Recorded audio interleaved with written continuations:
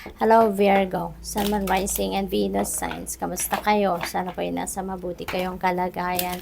Welcome back po sa Star Tarot. Kung bago kayo rito, welcome din kayo. Thank you for your support. I truly appreciate it. God bless you all, Virgo.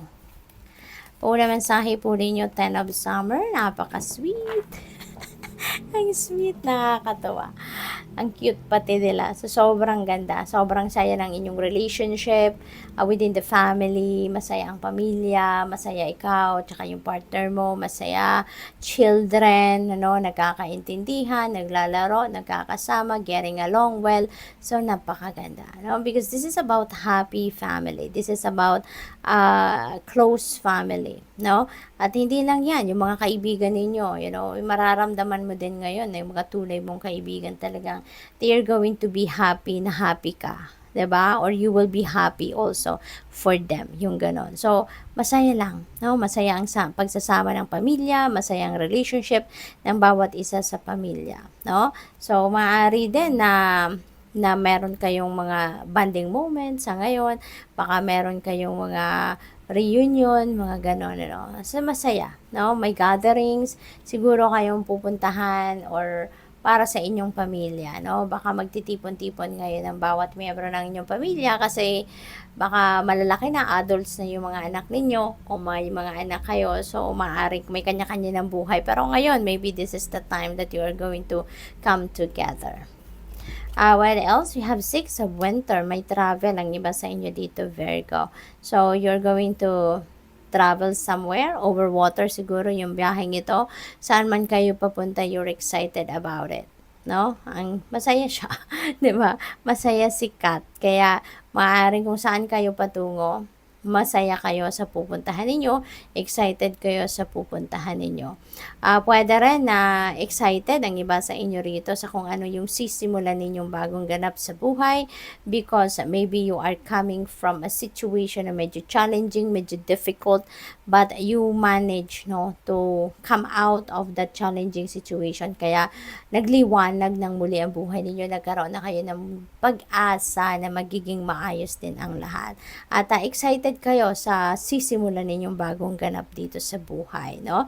So, ang importante lang dito na wag na ninyong bitbitin, yung mga sama ng loob, yung difficult na pakiramdam sa kung ano man ang pinanggalingan ninyong sitwasyon at magsimula na lang kayo na totally bago, no? Totally bago na routine, bago na paniniwala ninyo, diba? Yung mga ganon. Be confident about yourself. So, 5 of Summer, maaring dito kayo nanggaling, no? Yung 6 of Winter na to, maaring dito kayo nanggaling, na meron kayong sadness, meron kayong mga regrets, meron kayong mga panghihinayang, siguro meron kayong mga what if, no? Na nasa isip ninyo. Pero, the fact na you were able to come out of that situation, so, you are being hopeful. No, you are being hopeful. Maaring hindi na kayo ngayon malungkot, no? Maaring nandyan kayo, galing kayo dyan, nalungkot kayo, na-frustrate kayo, na-disappoint kayo. Pero you managed to come out of that. Kaya ngayon, excited na kayo na magsimula kayo ng bagong ganap sa buhay ninyo, no? So, pwede rin pala, no, since may travel dito, baka magre-relocate ang iba sa inyo dito, Virgo. Okay?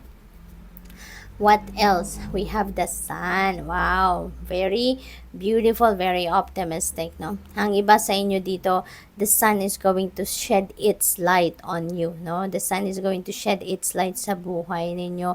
Napakaganda. So, magiging maayos. You're going to be,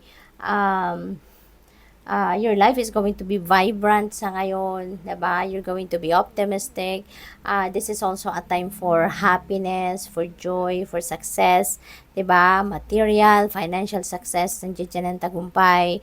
At maaaring ang iba sa inyo rito is going to be prosperous and abundant as well. Kaya you're going to be filled with joy and happiness dito kasi maraming biyaya ang pwedeng dumating sa inyo. And there are so many different kinds of blessings, diba? Sa buhay. Kaya, ano kayo ngayon? No, magiging excited, magiging masaya, magiging magaan, no, ang buhay, kumbaga. So, kahit yung mga plano ninyo, no, your plans will work out well para sa iyo sa ngayon. So, we have renewal. Ayan. So, ang iba din sa inyo rito, no, nagkakaroon din siguro ngayon ng realization, no? At iniisip siguro ninyo, ano kaya yung purpose ko sa buhay? Why am I here? Diba? Ano kaya ang mission ko sa buhay sa ngayon? Maybe you are seeking for a deeper meaning of your life sa ngayon, of your existence. Maybe you are also seeking for clarity, no, about your purpose sa buhay. Maring malalim ngayon ang iniisip ng iba sa inyo rito, no? Pwedeng ang tawag dito, parang mas nagiging seryoso kayo about life at this time.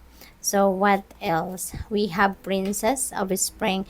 Ang daming opportunities na maaaring dumating sa inyo sa ngayon, ano? Baka ito yung para sa iyo. Kasi feeling ko dito sa 5 of Summer, baka meron dito mga opportunities na na-miss ninyo. No? Gusto ninyo yon, pero for whatever reason, na-miss ninyo, hindi napunta sa iyo, hindi dumating, hindi nangyari, hindi nag-materialize. It's simply because it's not for you, 'di ba? Otherwise, kung para sa iyo 'yan, it won't pass you by. Kung para sa iyo ang oportunidad, lalapit at lalapit yan sa iyo, ano man ang inyong sitwasyon. Okay? Pero the fact na hindi nag-materialize, so ibig sabihin, hindi yung para sa iyo. And probably, yung creative opportunities na dadating sa inyo sa ngayon, eto talaga yung para sa iyo. And this is the divine timing for this opportunity to come into your life. Kaya focus kayo rito, no? Whenever an opportunity knocks on your door, pansinin ninyo agad 'yan kasi ibig sabihin 'yan para sa iyo. Okay? Para sa iyo 'yon. And maybe kung ano man ang opportunities na dadating sa inyo ngayon, maybe you're going to be very excited about it, you're going to be very passionate about it, no? Yung gano'n. Kaya feeling ko, magiging masaya ka, no? Magiging masaya ka, pwedeng maging contented ka sa kung ano ang parating. So, good luck. Thank you for watching. Love and light. Namaste.